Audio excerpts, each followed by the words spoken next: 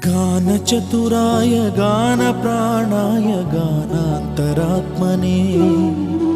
गानोत्सुकाय गानमत्ताय गानोत्सुकमनसे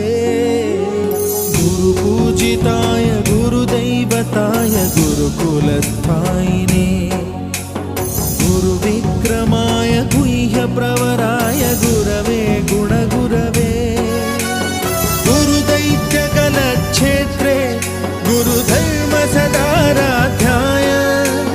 गुरुपुत्रपरित्रात्रे गुरुपाखण्डखण्डकाय